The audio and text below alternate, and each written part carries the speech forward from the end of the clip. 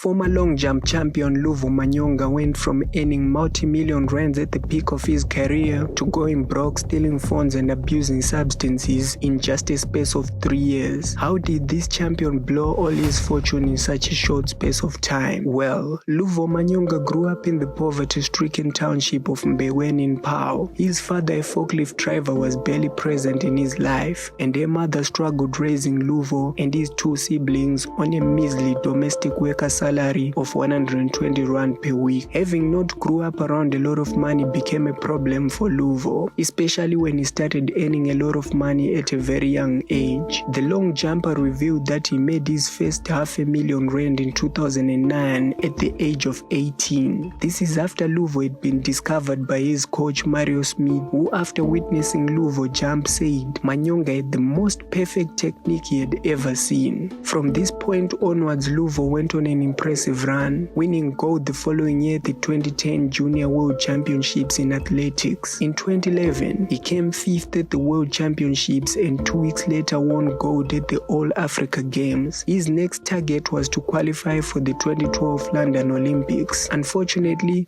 Luvo's dream to compete at the Olympics was quickly cut short as he was banned early in 2012 for 18 months after he tested positive for a recreational drug popularly known as tick. While participating and excelling in all these competitions, Luvo was earning big money which he used to fuel his addiction. The athlete was averaging a sum of $10,000 for participating in these competitions. He would also earn from bonuses and endorsement deals. Luvo revealed in an interview that he had started taking this drug while he was still at school. Before I started my career, it was something that I just used at the hood because it was available any corner that I went. It started at school.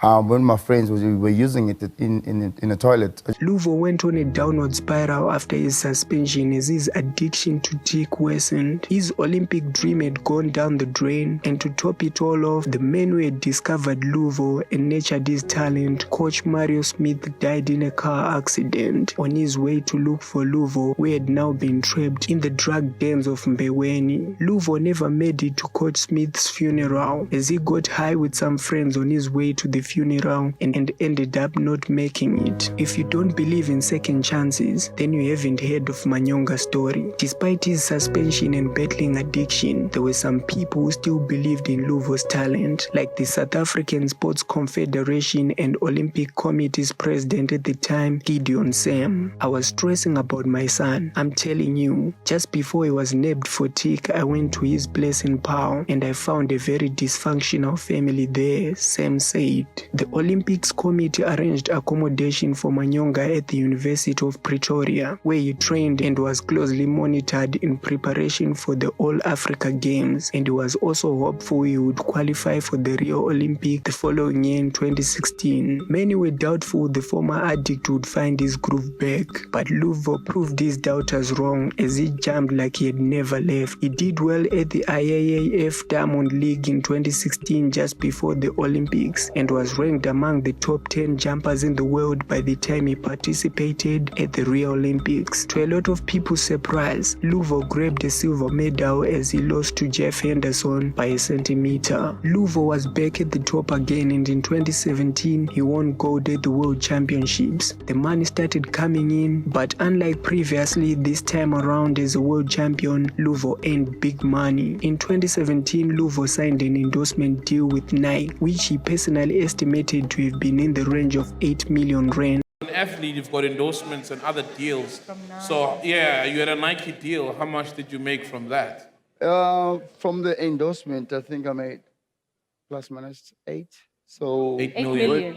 While he estimated to have been earning around 5 million rand per year from participating in all these competitions, and he had other streams of income that were coming in as a champion. Being a former addict and having such large amounts of money at your disposal is certainly a terrible combination, as Luvo found himself using again, and this time at a whole new level. The athlete had a personal dealer who only catered to his needs. But how do you find the personal dealer? Like, you know what I mean? Is this a guy who's been dealing for you way back, or how do you even get one? You start from the point like this guy can see that you're driving a fancy car, Yeah. and you'll come to your house wherever you want him.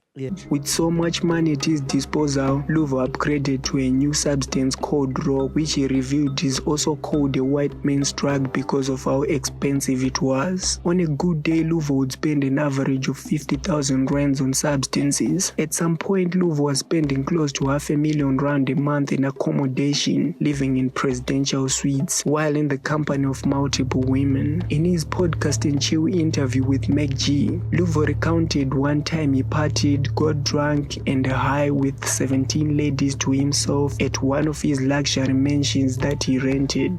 How many girls?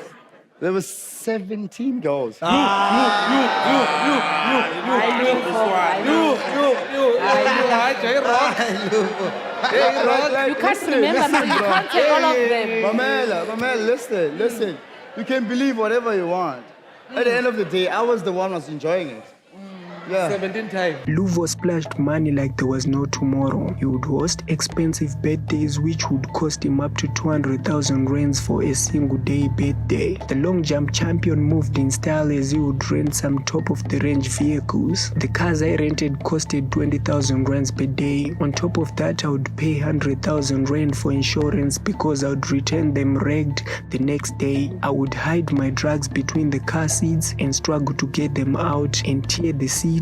In 3 days, I would burst the car tires. The athlete was involved in car chases with the police as he recklessly drove his expensive cars on the road. Luvo revealed that at his high moments, a minor fault to his car, he would just dump it on the roadside, take another one at home, and forget about the other one for days. The control, and then it went off-road. And I hit the post, and it was a write-off. I didn't care about it. I just left it there because I know this is another one.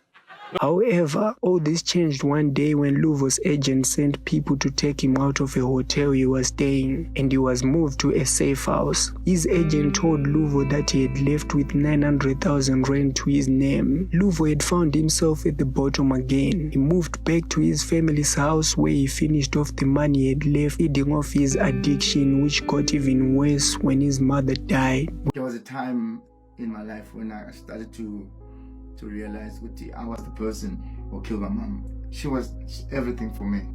I never got an opportunity to mourn for my mother because I had this substance that I was using to just calm the pain. With no money left and an addiction to feed, Luvo resorted to a life of crime as he started snatching phones from people, housebreaking, and robbing people at the ATM. Luvo had become a menace to society. To make things worse, in 2021, Luvo failed to submit his whereabouts, a process that is compulsory for all athletes, and failure to do so resulted in a 3-year ban for Luvo. Following this suspension, the athlete lost his deal with Nike, who stated that they were not going to renew their contract with Luvo.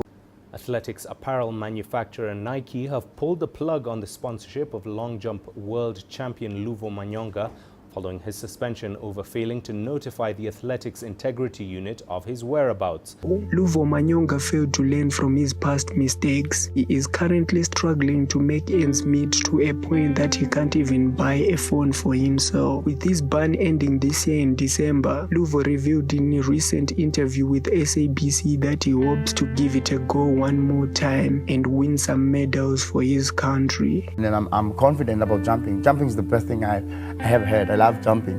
Even though now I'm quite sure coming next year I'm going to bring gold medal for my country.